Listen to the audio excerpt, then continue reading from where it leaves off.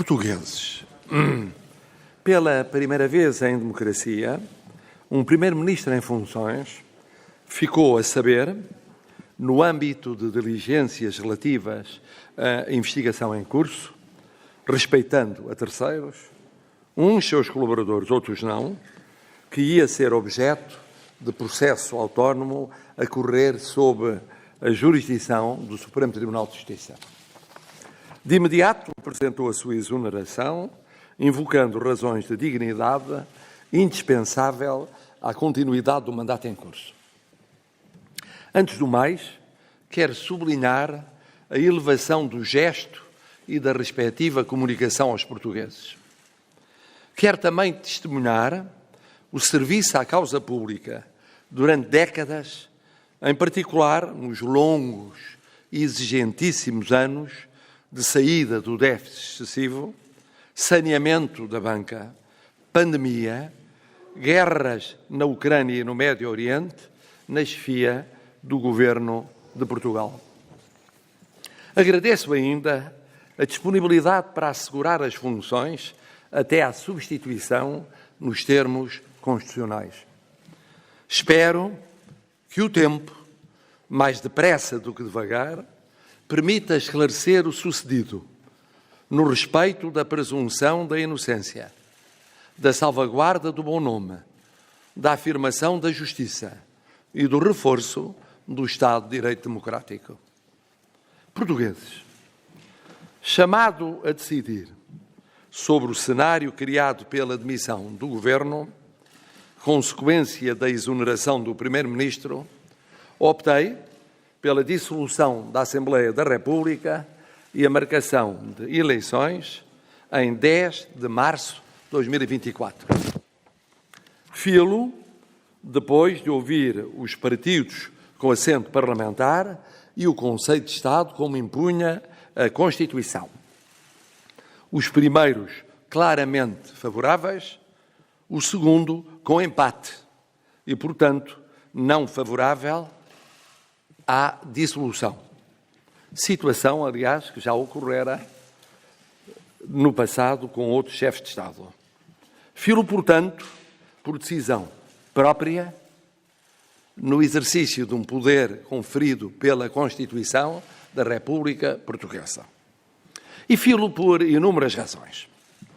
A primeira, a natureza do voto nas eleições de 2022, personalizado no Primeiro-Ministro, com base na sua própria liderança, candidatura, campanha eleitoral e esmagadora vitória.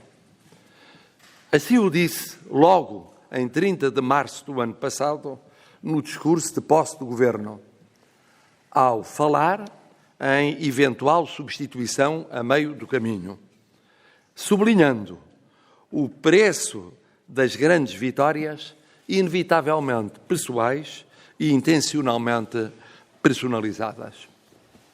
Segunda, a fraqueza da formação de novo governo com a mesma maioria, mas com qualquer outro primeiro-ministro, para tanto não legitimado política e pessoalmente pelo voto popular.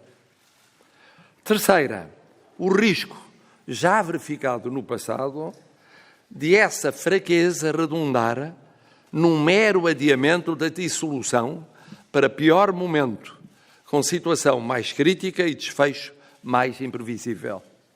Vivendo o governo até lá como um governo presidencial, isto é, suportado pelo Presidente da República, e o Presidente da República como um inspirador partidário. Tudo enfraquecendo o papel presidencial num período sensível em que ele deve ser, sobretudo, uma referência interna e externa. Quarta, a garantia da indispensável estabilidade económica e social que é dada pela prévia votação do Orçamento de Estado para 24, antes mesmo de ser formalizada a exoneração do atual Primeiro-Ministro em inícios de dezembro.